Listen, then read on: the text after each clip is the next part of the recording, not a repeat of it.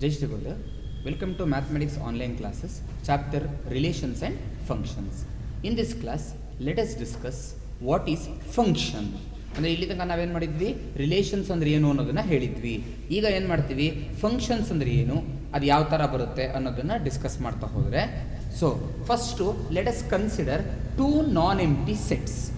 ಒಂದು non empty set A ಅಂತ ಇದೆ, ಇನ್ನೊಂದು ನಾನ್ ಎಂಪ್ಟಿ ಸೆಟ್ ಬಿ ಅಂತ ಇದೆ ಅಂತ ಇಟ್ಕೊಳ್ಳೋಣ. ಸೊ ಇದು ನಾನ್ ಎಂಪ್ಟಿ ಸೆಟ್ ಎ ಒಂದು, ಇನ್ನೊಂದು ನಾನ್ ಎಂಪ್ಟಿ ಸೆಟ್ ಬಿ. ಹಾಗಾದರೆ ಯಾಕೆ ಎಂಟಿಯಿಂದ ಯಾವುದಕ್ಕೂ ರಿಲೇಷನ್ ಹೋಗೋಕ್ಕೆ ಸಾಧ್ಯ ಇಲ್ಲ, ಅದಕ್ಕೋಸ್ಕರ ಏನು ಮಾಡ್ತಾನೆ, ಫಸ್ಟು ನಾನ್ ಎಂಪ್ಟಿ ಅಂತ ಹೇಳ್ತಾನೆ. ಹಾಗಾದರೆ given let us consider two non empty sets A and B. Function F ಅನ್ನೋದು ನೋಡಿ ಎಲ್ಲಿಂದ ಎಲ್ಲಿಗೆ ಹೋಗುತ್ತೆ, ಎ ಟು ಬಿ ಅಂತ ಹೇಳ್ತಾನೆ. Function F from A to B, ಅದನ್ನು ಈ ರೀತಿ ಡಿನೋಟ್ ಮಾಡ್ಬೋದು. F from A to B ಅಂತ ಹೇಳ್ತಾನೆ. ನೋಡಿ F is a function from A to B. ಇಲ್ಲಿ ಎ ಅನ್ನೋದು ಡೊಮೈನು, ಬಿ ಅನ್ನೋದು ಕೋಡೊಮೈನ್ ಆಗಿರುತ್ತೆ. A function F from A to B is a rule. It is a rule which associates, ಏನು ಮಾಡಬೇಕದು, which associates every element of the set A. Every element, set ಎನಲ್ಲಿರೋ ಪ್ರತಿ ಎಲಿಮೆಂಟ್ನೂ with unique element of a set B ಅಂತ ಹೇಳ್ತಾನೆ. ಅಂದರೆ set ಎನಲ್ಲಿರೋ ಎಲ್ಲ ಎಲಿಮೆಂಟ್ಸೂ ಬೇರೆ ಬೇರೆ ಬಿ ಸೆಟ್ಟಿನ ಎಲಿಮೆಂಟ್ಸ್ ಜೊತೆ ಹೋಗಬೇಕು. ಅಂದರೆ ಎ ಸೆಟ್ಟಲ್ಲಿರೋದಕ್ಕೆ ಯಾವತ್ತೂ ಒಂದೇನೆ ಎರಡು ಕಡೆ ಹೋಗಬಾರ್ದು. ಅಂದರೆ ಒಂದು ಎಲಿಮೆಂಟಿಗೆ ಒಂದೇ ಎಲಿಮೆಂಟ್ ಇಮೇಜ್ ಆಗಿರಬೇಕು. ಆ ರೀತಿ ಯಾವಾಗ ಅಸೋಸಿಯೇಟ್ ಆಗುತ್ತೋ ಅದನ್ನು ನಾವು ಫಂಕ್ಷನ್ ಅಂತ ಕರಿತೀವಿ. ಎಕ್ಸಾಂಪಲ್ಗೆ ನಾನೇನು ಮಾಡ್ತೀನಿ, ಇಲ್ಲಿ 1 2 3 4 5 ಅಂತ ಇಟ್ಕೊಳ್ಳೋಣ. 5 ಇದೆ ಅಂತ ಇಟ್ಕೊಳ್ಳಿ ಎಲಿಮೆಂಟ್ಸ್ ಯಾವುದರಲ್ಲಿ, ಡೊಮೈನ್ ಸೆಟ್ಟಲ್ಲಿ. ಇಲ್ಲೇನು ಮಾಡ್ತೀನಿ, A B C D E F ಅಂತ ತಗೋತೀನಿ ಅಂತ ಇಟ್ಕೊಳ್ಳೋಣ. ಈಗ ಲೆಟ್ ಅಸ್ ಥಿಂಕ್ ದಟ್ 1 ಡಿಗೆ ಅಸೋಸಿಯೇಟ್ ಆಗಿದೆ ಅಂತ ಇಟ್ಕೊಳ್ಳೋಣ. ನೆಕ್ಸ್ಟು 2 ಎಗೆ ಅಸೋಸಿಯೇಟ್ ಆಗಿದೆ ಅಂತ ಇಟ್ಕೊಳ್ಳೋಣ. 3 ಬಿಗೆ ಅಸೋಸಿಯೇಟ್ ಆಗಿದೆ ಅಂತ ಇಟ್ಕೊಳ್ಳೋಣ. 4 ಎಫ್ಗೆ ಅಸೋಸಿಯೇಟ್ ಆಗಿದೆ ಅಂತ ಇಟ್ಕೊಳ್ಳೋಣ. ಹಾಗೆ 5 ಅನ್ನೋದು ಸಿಗೆ ಅಸೋಸಿಯೇಟ್ ಆಗಿದೆ ಅಂತ ಇಟ್ಕೊಳ್ಳೋಣ. ಸೊ ಈಗೇನಾಯಿತು ನೋಡಿ, ಫಂಕ್ಷನ್ ಆಫ್ 1, ಎಫ್ ಅನ್ನೋ ಫಂಕ್ಷನ್ ಅಲ್ವಾ, ಅದಕ್ಕೆ ಎಫ್ ಆಫ್ 1. ಯಾಕಂದ್ರೆ 1 ಅನ್ನೋ ಎಲಿಮೆಂಟಿನ ಫಂಕ್ಷನ್ ಅಪ್ಲೈ ಆದ ಎಲ್ಲಿಗೆ ಹೋಗ್ತಾ ಇದೆ, ಡಿಗೆ ಹೋಗ್ತಾ ಇದೆ. ನೆಕ್ಸ್ಟು ಎಫ್ ಆಫ್ 2 ಏನಾಗ್ತಿದೆ, ಎ. ಎಫ್ ಆಫ್ 3 ಏನಾಗ್ತಿದೆ, ಬಿ. ಎಫ್ ಆಫ್ 4 ಏನಾಗ್ತಾ ಇದೆ, ಎಫ್. ಎಫ್ ಆಫ್ 5 ಏನಾಗ್ತಾ ಇದೆ, ಸಿ. ಈಗ ನೋಡಿ ಅವನು ಹೇಳಿದ ಡೆಫಿನಿಷನ್ ನೋಡ್ತಾ ಹೋದರೆ, function F from A to B, function F from A to B, it is a rule. ಆ ರೂಲ್ ಏನು ಬೇಕಾದ್ರೂ ಆಗಿರ್ಬೋದು, it depends upon the problem. ಏನು ಬೇಕಾದ್ರೂ ರೂಲ್ ನೀವು ಕೊಟ್ಕೋಬೋದು. Which associates every element of set A.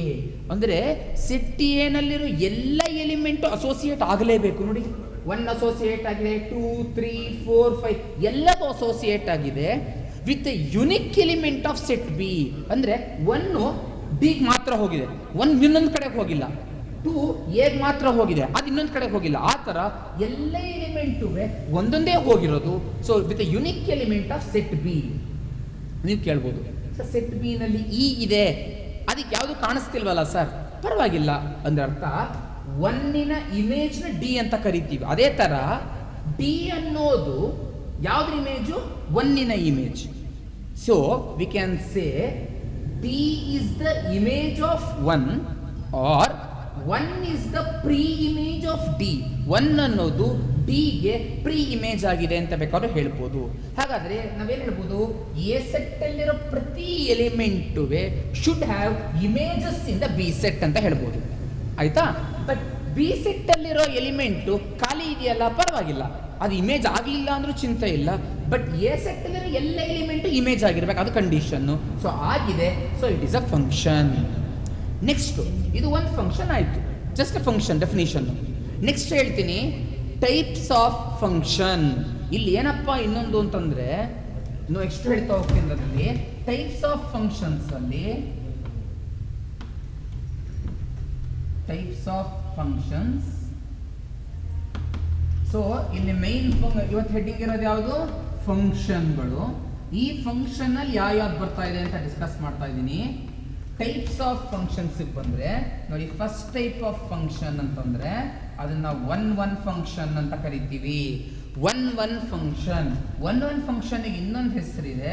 It is nothing but injective function ಅಂತ ಹೇಳ್ತೀವಿ. One function is also called as injective function. ಹಾಗಾದ್ರೆ ಇದು ಏನು ವ್ಯತ್ಯಾಸ? ಅದು ಮಾಮೂಲಿ ಫಂಕ್ಷನ್ಗೂ ಇದಕ್ಕೂ ಏನು? ಒಂದು function F from A to B is called a one function. ಯಾವಾಗ ಅದನ್ನ ಒನ್ ಫಂಕ್ಷನ್ ಅಂತ ಕರಿತಾನಪ್ಪ ಅಂದ್ರೆ, if different images of domain have different images. If different images of the domain have different images. ನೋಡಿ ಇಲ್ಲೂ ಅಷ್ಟೇ ಇದೆ. Different elements of the domain have different images. ಪ್ರತಿ ಎಲಿಮೆಂಟ್ಗೂ ಬೇರೆ ಬೇರೆ ಇಮೇಜ್ಗಳಿದೆ. ಅದರಿಂದ ಏನಾಯ್ತು, ಆಟೋಮೆಟಿಕಲಿ ಇದೇ ಎಕ್ಸಾಂಪಲ್ನ ಇಲ್ಲಿಗೂ ಕುಟ್ಕೋಬಹುದು. ಸೊ ಈ ಫಂಕ್ಷನ್ ನಾವೇನಂತ ಕರಿಬೋದಪ್ಪ ಅಂತ ಹೇಳಿದ್ರೆ, you can call this function as an injective function. ಇದನ್ನ ಇಂಜೆಕ್ಟಿವ್ ಫಂಕ್ಷನ್ ಅಂತ ಕರಿಬೋದು. ಬಟ್ ಫಂಕ್ಷನ್ ಬೇಕಾದ್ರೆ ಮೇನ್ ಕಂಡೀಷನ್ ಏನು? ಡೊಮೈನ್ ಅಲ್ಲಿರೋ ಪ್ರತಿ ಎಲಿಮೆಂಟ್ಗಳಿಗೂ ಇಮೇಜ್ ಇರಬೇಕು. ಇಲ್ಲಿರೋ ಡೊಮೈನ್ ಅಲ್ಲಿರೋ ಎಲ್ಲ ಎಲಿಮೆಂಟ್ಗೂ ಇಮೇಜ್ ಇದೆ. ಹಾಗೆ ಇಲ್ಲಿ ಹೇಳ್ತಿರೋದೇನು? A function F from A to B is one if different elements of domain are different images. ಇಲ್ಲಿರೋ ಎಲ್ಲ ಎಲಿಮೆಂಟ್ಗೂ ಬೇರೆ ಬೇರೆ ಇಮೇಜ್ಗಳಿದ್ರೆ ಮಾತ್ರ ನಾವೇನಂತ ಕರಿಬೋದು? ಒಂದು ಫಂಕ್ಷನ್ ಒನ್ ಫಂಕ್ಷನ್ ಅಂತ ಕರಿಬೋದು. ಹೆಸರೇ ಹೇಳುತ್ತೆ, ಒಂದಕ್ಕೆ ಒಂದು, ಒನ್ ಫಂಕ್ಷನ್ ಅಂತ ಹೇಳ್ತೀವಿ. ಸೊ ಇದನ್ನ ನಾವೇನಂತ ಹೇಳ್ಬೋದು? ಎಕ್ಸಾಂಪಲ್ ಈ ರೀತಿ ಕೊಡ್ಬೋದು ಒನ್ ಫಂಕ್ಷನ್ಗೆ. ಎರಡನೇದು ಆನ್ ಟು ಫಂಕ್ಷನ್ ಅಂತ ಹೇಳ್ತಾನೆ. ಎರಡನೇದು ಯಾವ function? Onto function. Onto ಫಂಕ್ಷನ್ಗೆ ಇನ್ನೊಂದು ಹೆಸರಿದೆ, ಸರ್ಜೆಕ್ಟಿವ್ ಅಂತ ಹೇಳಿ. ಏನು? ಸರ್ಜೆಕ್ಟಿವ್. ಸೊ ಸರ್ಜೆಕ್ಟಿವ್ ಫಂಕ್ಷನ್ ಅಂತ ಹೇಳ್ತಾನೆ. ಆನ್ ಟು ಫಂಕ್ಷನ್ ಇನ್ನೊಂದು ಹೆಸರು. ಹಾಗಾದ್ರೆ ನಾ ಏನ್ ಹೇಳ್ಬೋದು? F from A to B. A function F from A to B is called onto if every element of the codomain has images ಅಥವಾ ಆರ್ ಇಮೇಜಸ್ ಅಂತ ಹೇಳ್ಬೋದು. ಕೋಡೊಮೈನಲ್ಲಿರೋ ಎಲ್ಲ ಎಲಿಮೆಂಟ್ಗಳು ಇಮೇಜ್ಗಳ ಆಗಿದ್ರೆ ಆಗ ಒನ್ ಆನ್ ಟು ಫಂಕ್ಷನ್ ಅಂತ ಹೇಳ್ತಾನೆ. ನೋಡಿ ಎಕ್ಸಾಂಪಲ್, ಎ ಯಾವ್ದ್ರ ಇಮೇಜು? 2 ಇಮೇಜು. ಬಿ ಯಾವ್ದ್ರ ಇಮೇಜು? 3 ಇಮೇಜು. ಸಿ ಯಾವ್ದ್ರ ಇಮೇಜು? 5ಗೆ. ಡಿ ಯಾವುದಕ್ಕೆ? 1ಗೆ. ಎಫ್ ಯಾವುದಕ್ಕೆ? 4ಗೆ ಇಮೇಜ್ ಆಗಿದೆ. ಬಟ್ ಈ ಯಾವುದಕ್ಕೆ ಇಮೇಜ್ ಆಗಿದೆ? ಈ ಯಾವುದಕ್ಕೂ ಇಮೇಜ್ ಆಗಿಲ್ಲ. ಹಾಗಾದ್ರೆ ಈ ಫಂಕ್ಷನ್ ಆನ್ ಟು ಆಗಲ್ಲ. ಆನ್ ಟು ಆಗಬೇಕಾದ್ರೆ ಕಂಡೀಷನ್ ಏನು? If all the elements of the codomain are images. ಪ್ರತಿ ಕೋಡೊಮೈನಿನ ಎಲಿಮೆಂಟ್ಗಳು ಇಮೇಜ್ಗಳು ಆಗಿರಬೇಕು ಅಂತ ಹೇಳ್ತಾನೆ. ಹಾಗಾದ್ರೆ ಎಕ್ಸಾಂಪಲ್ಗೆ ಯಾವ ರೀತಿ ತಗೊಳ್ಳೋದು ನೋಡಿ. ಇಲ್ಲಿ ಎ ಸೆಟ್ ಅಂತ ತಗೋತೀನಿ. ಇದನ್ನ 1 2 3 4 ಅಂತ ತಗೋತೀನಿ. ಇಲ್ಲಿ ಬಿ ಸೆಟ್ ತಗೋತಾ ಇದ್ದೀನಿ. ಇದರಲ್ಲಿ ಎ ಬಿ ಸಿ ಅಂತ ತಗೋತೀನಿ. ನೋಡಿ, 1 ಇಂದ ಬಿ ಹೋಗ್ತಾ ಇದೆ ಅಂತ ಇಟ್ಕೋತೀನಿ. 2 ಇಂದ ಎ ಹೋಗ್ತಾ ಇದೆ. 3 ಇಂದನೂ ಬಿ ಹೋಗ್ತಾ ಇದೆ ಅಂತ ಇಟ್ಕೋತೀನಿ. 4 ಇಂದ ಸಿ ಹೋಗ್ತಾ ಇದೆ ಅಂತ ಇಟ್ಕೋತೀನಿ. ಈಗ ಏನಾಯ್ತು ಅಬ್ಸರ್ವ್ ಮಾಡಿ, ಎ ಬಿ ಸಿ, ಎ 2ಗೆ ಇಮೇಜು, ಬಿ 1 ಮತ್ತು 3ಗೆ ಇಮೇಜು, ಸಿ 4ಗೆ ಇಮೇಜು. ಅಂದ್ರೆ ಏನಾಯ್ತು, ಇಲ್ಲಿ ಬಿ ಸೆಟ್ ಅಲ್ಲಿರೋ ಪ್ರತಿ ಬಿ ಸೆಟ್ ಅಂದ್ರೆ ಕೋಡೊಮೈನ್ ಸೆಟ್. ಈ ಕೋಡೊಮೈನ್ ಸೆಟ್ ಅಲ್ಲಿರುವಂತ ಎಲ್ಲ ಎಲಿಮೆಂಟ್ಸ್ ಏನಾಯ್ತು, ಇಮೇಜ್ಗಳು ಆಗಿದೆ ಡೊಮೈನ್ ಸೆಟ್ ಅಲ್ಲಿರೋ ಎಲಿಮೆಂಟ್ಸ್ಗೆ. ಹಾಗಾದ್ರೆ ಅಥವಾ ಇನ್ನೊಂದು ರೀತಿಯಲ್ಲಿ ಹೇಳಿದ್ರೆ, ಕೋಡೊಮೈನ್ ಸೆಟ್ ಅಲ್ಲಿರೋ ಎಲ್ಲ ಎಲಿಮೆಂಟ್ಸ್ಗೂ ಪ್ರೀ ಇಮೇಜ್ ಇದೆ. ಹಾಗಾದ್ರೆ ಇದನ್ನ ಆನ್ ಟು ಅಂತ ಕರಿಬಹುದು. ನಿಮಗೆ ಇಲ್ಲೊಂದು ಕನ್ಫ್ಯೂಷನ್ ಇರ್ಬೋದು, ಸರ್ 1 ಬಿಗ್ ಹೋಗಿದೆ, 3ಗೂ ಬಿಗ್ ಹೋಗಿದೆ, ಬಟ್ ನೀವು ಹೇಳಿದ್ರಿ ಡೆಫಿನಿಷನ್ ಆಫ್ ಫಂಕ್ಷನ್ ಹೇಳಬೇಕಾದ್ರೆ every element of the domain have different images ಅಂತ ಹೇಳಿದ್ವಿ ನಾವು ಆಕ್ಚುಲಿ. ಅಥವಾ ಏನು ಹೇಳಿದ್ವಿ, F from A to B is a function if every element of the domain is associated with unique element of the codomain ಅಂತ ಹೇಳಿದ್ವಿ. With unique element of codomain ಅಂದ್ರೆ ಇಲ್ಲಿ 2 ಬಿಗ್ ಹೋಗ್ತಾ ಇದೆಯಲ್ಲ ಸಾರ್ ಅಂತ ನೀವು ಕೇಳ್ಬೋದು. ಈ ಒಂದು ಇದನ್ನ ನಾವು ಕ್ಲಿಯರ್ ಮಾಡೋಕ್ಕೆ ಒಂದು ಎಕ್ಸಾಂಪಲ್ನ ಕೊಡೋಕೆ ಇಷ್ಟಪಡ್ತೀನಿ. ಏನು, ಫಾರ್ ಎನ್ ಎಕ್ಸಾಂಪಲ್, ನೀವೀಗ ಒಂದು 5 ಜನ ಫ್ರೆಂಡ್ಸ್ ಇರ್ತೀರಾ. ನೀವೇನು ಮಾಡ್ತೀರಾ, 5 ಜನ ಫ್ರೆಂಡ್ಸು ಟ್ರಿಪ್ ಹೋಗಬೇಕು ಅಂತ ಯೋಚನೆ ಮಾಡ್ತೀರಾ. ಸೊ ಟ್ರಿಪ್ ಹೋಗ್ಬೇಕಾದ್ರೆ ನೂರಾರು ಪ್ಲೇಸ್ಗಳಿದೆ. ಫಾರಿನ್ ಇರ್ಬೋದು, ಅಮೇರಿಕಾ, ಜಪಾನ್, ಜರ್ಮನಿ, ಇನ್ನೊಂದು ಮತ್ತೊಂದು, ಇಂಡಿಯಾದಲ್ಲೇ ಬೇರೆ ಬೇರೆ ಪ್ಲೇಸ್ಗಳಿದೆ. ಅಷ್ಟು ಎಲ್ಲ ಪ್ಲೇಸ್ಗಳಿದ್ದಾಗಲೂ ನೀವು ಏನು ಮಾಡ್ತೀರಾ, ಕಂಡೀಷನ್ ಇಷ್ಟೇ, ಒಬ್ಬರು ಹೊರಡಬೇಕು, ನೀವು ಯಾವ್ದಾದ್ರು ಪ್ಲೇಸ್ಗೆ ಹೋಗಿ ಅಂತ ಹೇಳ್ತೀನಿ, ಒಬ್ಬೊಬ್ರು ಒಂದೊಂದು ಕಡೆ ಹೋಗಿ ಅಂತ ಹೇಳ್ತೀನಿ. ನೀವೇನು ಮಾಡ್ಬೋದು, ಒಬ್ಬರು ಜರ್ಮನಿಗೆ ಹೋಗ್ಬೋದು, ಒಬ್ಬರು ಮಂಗಳೂರಿಗೆ ಹೋಗ್ಬೋದು, ಒಬ್ಬರು ಬ್ಯಾಂಗ್ಳೂರ್ಗೆ ಹೋಗ್ಬೋದು, ಒಬ್ಬರು ಇನ್ನೊಂದು ಕಡೆಗೆ ಹೋಗ್ಬೋದು, ಒಬ್ಬರು ಮತ್ತೊಂದು ಕಡೆಗೆ ಹೋಗ್ಬೋದು. ಸೊ ಪ್ರಾಬ್ಲಮ್ ಇಲ್ಲ ನೋಡಿ. ಒಬ್ಬರು ಒಂದು ಜಾಗಕ್ಕೆ ಹೋದ್ರು, ಇನ್ನೊಬ್ರು ಇನ್ನೊಂದು ಜಾಗಕ್ಕೆ ಹೋದ್ರು, ಇನ್ನೊಬ್ಬ ಇನ್ನೊಂದು ಕಡೆ ಹೋದ, ಇನ್ನೊಬ್ಬ ಇನ್ನೊಂದು ಕಡೆ ಹೋದ, ಇವನು ಈ ಕಡೆ ಹೋದ. ಹಾಗಂತ ನೀವು ಎಲ್ಲ ಪ್ಲೇಸ್ನ ಕವರ್ ಮಾಡಬೇಕು ಅಂತ ಏನಿದೆಯಾ? ಇಲ್ಲ. ಸೊ ಪ್ಲೇಸು ಉಳ್ಕೊಂಡ್ರೆ ತೊಂದರೆ ಇಲ್ಲ. ಇದೆಲ್ಲ ಪ್ಲೇಸಸ್ಸು, ಇದೆಲ್ಲ ನೀವುಗಳು.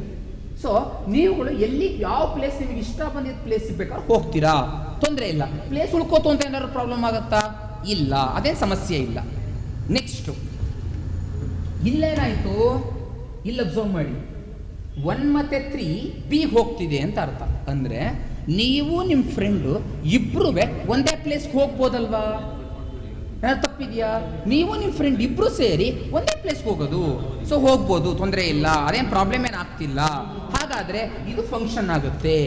ಅದೇ ಯಾವಾಗ ಫಂಕ್ಷನ್ ಆಗಲ್ಲ, ಯಾವಾಗ ಫಂಕ್ಷನ್ ಆಗಲ್ಲ? ಈಗ ಇಲ್ಲಿ 1 2 3 ಇದೆ, ಇಲ್ಲಿ ABCD ಇದೆ ಅಂತ ಇಟ್ಕೊಳ್ಳೋಣ. ನಾನೇನು ಮಾಡ್ತೀನಿ, 1 ಎಗೆ ಹೋಗ್ತಾ ಇದೆ, 2 ಡಿಗೆ ಹೋಗ್ತಾ ಇದೆ, 3 ಬಿಗೆ ಹೋಗ್ತಾ ಇದೆ, 1 ಸಿ ಹೋಗ್ತಿದೆ ಅಂತ ಇಟ್ಕೊಳ್ಳೋಣ. ಈಗೇನಾಯಿತು, ನಿಮ್ಮ ಪ್ರಕಾರ ABCD 4ಕ್ಕೂ ಪ್ರೀ ಇಮೇಜ್ಗಳಿದೆ, ಅಥವಾ 4 ಇಮೇಜ್ಗಳಾಗಿದೆ ಅಂತ ಅರ್ಥ ಮಾಡ್ಕೋಬೋದು. ಆದರೆ ಸಮಸ್ಯೆ ಎಲ್ಲಪ್ಪ ಆಗ್ತಿದೆ ಅಂದರೆ, 2 ಡಿಗೆ ಹೋಗಿದೆ ಪರವಾಗಿಲ್ಲ, 3 ಬಿಗೆ ಹೋಗಿದೆ, 1 ಎ ಮತ್ತು ಸಿಗೆ ಹೋಗ್ತಿದೆ. ನೋಡಿ, 1 ಅನ್ನೋದು ಎ ಮತ್ತು ಸಿಗೆ ಹೋಗ್ತಿದೆ. ಒಬ್ಬ ಮನುಷ್ಯ 2 ಡಿಫ್ರೆಂಟ್ ಪ್ಲೇಸ್ಗೆ ಅಟ್ ಎ ಟೈಮಲ್ಲಿ ಹೋಗೋಕ್ಕಾಗಲ್ಲ. ಒಬ್ಬ ಮನುಷ್ಯ ಬೇರೆ ಬೇರೆ ಪ್ಲೇಸ್ಗೆ ಅಟ್ ಎ ಟೈಮಲ್ಲಿ ಹೋಗೋಕ್ಕೆ ಸಾಧ್ಯ ಇಲ್ಲ. ಅದೇ ಇಬ್ಬರು ಒಂದೇ ಪ್ಲೇಸ್ಗೆ ಅಟ್ ಎ ಟೈಮಲ್ಲಿ ಹೋಗ್ಬೋದು. ಅದನ್ನೇ ಇಲ್ಲಿ ಡಿಫ್ರೆನ್ಸ್ ಹೇಳ್ತಾರೆ ನೋಡಿ, ಇಬ್ಬರು ಒಂದೇ ಪ್ಲೇಸ್ಗೆ ಅಟ್ ಎ ಟೈಮಲ್ಲಿ ಹೋಗ್ಬೋದು. So this is a function, ತೊಂದರೆ ಇಲ್ಲ. ಆಮೇಲೆ 1 1 ಆನ್ 2 ಮುಂದಕ್ಕೆ ಚೆಕ್ ಮಾಡ್ಕೊಳ್ಳೋದು. ಆದರೆ ಇಲ್ಲಿ ಒಬ್ಬನೇ ಮನುಷ್ಯ 2 ಪ್ಲೇಸ್ಗೆ ಹೋಗೋಕ್ಕೆ ಸಾಧ್ಯ ಇಲ್ಲ. So this is not a function, ಇದು ಫಂಕ್ಷನ್ ಆಗಲ್ಲ. ಸೊ ಡಿಫ್ರೆನ್ಸ್ ಅರ್ಥ ಮಾಡ್ಕೊಳ್ಳಿ, ಯಾವುದು ಫಂಕ್ಷನ್ ಆಗುತ್ತೆ, ಯಾವುದು ಫಂಕ್ಷನ್ ಆಗಲ್ಲ ಅನ್ನೋದಕ್ಕೆ. ಲಾಸ್ಟ್ ಟೈಪ್ ಆಫ್ ಫಂಕ್ಷನ್ ಇದರಲ್ಲಿರುವಂಥದ್ದು ಯಾವುದಪ್ಪ ಅಂದರೆ, third type function, bijective function. 3ನೇ ಥರದ ಫಂಕ್ಷನ್ ಯಾವುದಪ್ಪ ಅಂದರೆ bijective function. A function F from A to B, ಒಂದು ಫಂಕ್ಷನ್ನು F, same function F from A to B, ಅದನ್ನು ನಾವು ಬೈಜೆಕ್ಟಿವ್ ಫಂಕ್ಷನ್ ಅಂತ ಕರಿಬೇಕು ಅಂದರೆ it must B both 1 1 as well as on 2. ಅದು 1 1 ಆಗಿದ್ದು ಆನ್ 2 ಆಗಿದ್ರೆ then we call that function as a bijective function. ಹಾಗಾದ್ರೆ ಬೈಜೆಕ್ಟಿವ್ ಫಂಕ್ಷನ್ ಆಗಬೇಕಾದ್ರೆ ಹೇಗಿರುತ್ತೆ ನೋಡ್ಕೊಳ್ಳಿ. ಇಲ್ಲಿ ಎ, ಇಲ್ಲಿ ಬಿ ಅಂತ ತಗೋತೀನಿ, 1 2 3 4, ಇಲ್ಲಿ ABCD ಅಂತ ತಗೋತೀನಿ ಅಂತ ಇಟ್ಕೊಳ್ಳಿ. ಸೊ ಏನಾಯಿತು, 1 2 3 4 ABCD ತಗೊಂಡಾಗ example 1 goes to B, 3 goes to A, 2 goes to D, 4 goes to C ಅಂತ ಬರ್ಕೋತೀನಿ ಅಂತ ಇಟ್ಕೊಳ್ಳೋಣ. ಈಗ ಏನಾಯ್ತಪ್ಪ ಅಂತ ಹೇಳಿದ್ರೆ ನೋಡಿ, 1 1 ಆಗಬೇಕಾದ್ರೆ different elements of domain have different images. ಅಂದರೆ ಇಲ್ಲಿ ಇಬ್ರು ಒಂದು ಪ್ಲೇಸ್ಗೆ ಹೋಗಂಗಿಲ್ಲ. 1 1 ಅದನ್ನೇ, ಒಬ್ರು ಒಂದೇ ಕಡೆ ಹೋಗ್ಬೇಕು, 1 1 ಅಂತ ಹೇಳ್ತಾನೆ ನೋಡಿ, ಎಲ್ಲ ಬೇರೆ ಬೇರೆ ಕಡೆ ಹೋಗಿದ್ದಾರೆ, ತೊಂದರೆ ಇಲ್ಲ.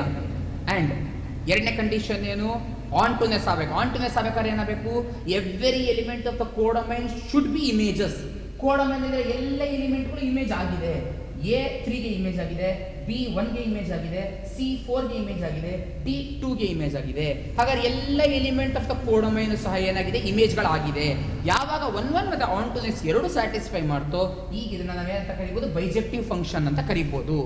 ನೆಕ್ಸ್ಟ್ ಇಲ್ಲೊಂದು ಇಂಪಾರ್ಟೆಂಟ್ ಪಾಯಿಂಟ್ ಇದೆ, ಇದನ್ನು ಜ್ಞಾಪಕ ಇಟ್ಕೋಬೇಕು. ಯಾಕಂದರೆ ಪ್ರಾಬ್ಲಮ್ಸಲ್ಲಿ ಈ ಒಂದು ಕಾನ್ಸೆಪ್ಟನ್ನು ನಾನು ತುಂಬ ಅಪ್ಲೈ ಮಾಡ್ತೀನಿ, ಕರೆಕ್ಟಾಗಿ ಅರ್ಥ ಮಾಡ್ಕೊಳ್ಳಿ.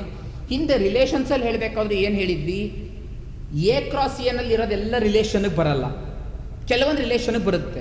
ಆ ರಿಲೇಷನ್ನಲ್ಲಿ ಬರೋ ಮೊದಲನೇ ಸೆಟ್ಗಳ ಎಲಿಮೆಂಟ್ ಏನಾಗಿರುತ್ತೆ, ಡೊಮೈನ್ ಆಗಿರುತ್ತೆ ಅಂತ ಹೇಳಿದೆ. ರಿಲೇಷನ್ನಲ್ಲಿ ಬರೋ 2ನೇ ಸೆಟ್ಗಳ ಎಲಿಮೆಂಟು ರೇಂಜ್ ಆಗಿರುತ್ತೆ ಅಂತ ಹೇಳಿದ್ವಿ.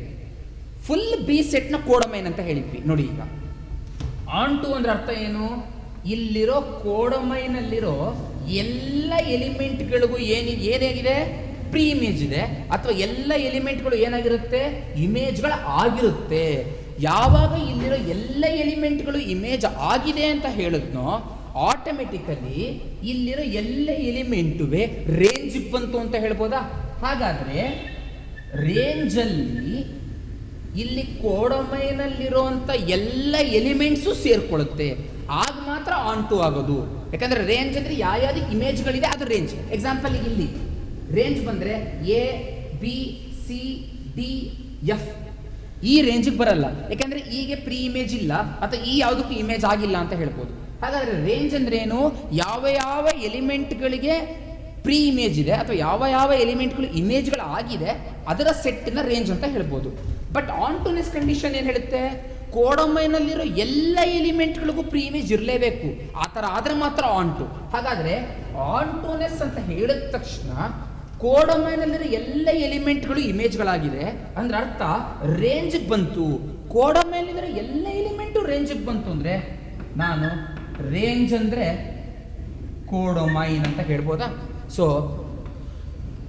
If at all a function is to be onto, ಒಂದು ಫಂಕ್ಷನ್ ಆನ್ ಟು ಆಗಬೇಕು ಅಂದರೆ range must be equal to codomain, ಅಥವಾ range is equal to codomain ಆಯಿತು ಅಂದರೆ ಆನ್ ಟು ಆಯಿತು ಅಂದರೆ range must be range codomain ಸಮ ಅಂತ ತಿಳ್ಕೊಬೋದು. ವೈಸ್ ವರ್ಸ. ಫಂಕ್ಷನ್ ಆನ್ ಟು ಅಂತ ಹೇಳಿದೆ ಅಂದರೆ ಅದರ ರೇಂಜು ಕೋಡಮೈನ್ ಸಮ ಆಗಿದೆ, ರೇಂಜು ಕೋಡಮೈನ್ ಸಮ ಆಗಿದೆ ಅಂತ ಅರ್ಥ ಫಂಕ್ಷನ್ ಆನ್ ಟು ಆಗಿದೆ. ಸೊ ಇದನ್ನು ನಾವಿಲ್ಲಿ ತಿಳ್ಕೊಬೋದು. So one function, onto function, bijective function, 3 ಥರದ ಫಂಕ್ಷನ್ಸ್ನ ಇಲ್ಲಿ ಡಿಸ್ಕಸ್ ಮಾಡಿದ್ದೀವಿ. ನೆಕ್ಸ್ಟ್ ಕ್ಲಾಸಲ್ಲಿ ಇದರ ಮೇಲೆ ಪ್ರಾಬ್ಲಮ್ಸ್ನ ಡಿಸ್ಕಸ್ ಮಾಡ್ತಾ ಹೋಗೋಣ. I hope you understood this class. ಮತ್ತೆ ಇನ್ನೊಂದ್ಸಲಿ ಅದನ್ನು ಕ್ಲೀನಾಗಿ ಅರ್ಥ ಮಾಡ್ಕೊಳ್ಳಿ. ಒಬ್ಬ ಮನುಷ್ಯ 2 ಕಡೆಗೆ ಹೋಗೋಕ್ಕೆ ಸಾಧ್ಯ ಇಲ್ಲ, ಬಟ್ ಇಬ್ಬರು ಒಂದೇ ಕಡೆಗೆ ಹೋಗ್ಬೋದು, ತೊಂದರೆ ಇಲ್ಲ. ಸೊ ಅದು ಫಂಕ್ಷನ್ಗಳಾಗುತ್ತೆ ಆಗಲ್ಲ ಅನ್ನೋದನ್ನು ಡಿಪೆಂಡ್ ಮಾಡ್ಕೊಳ್ಳುತ್ತೆ. ಸೊ ಕ್ಲೀನಾಗಿ ಅರ್ಥ ಮಾಡ್ಕೊಳ್ಳಿ. I hope you understood this class. Thank you.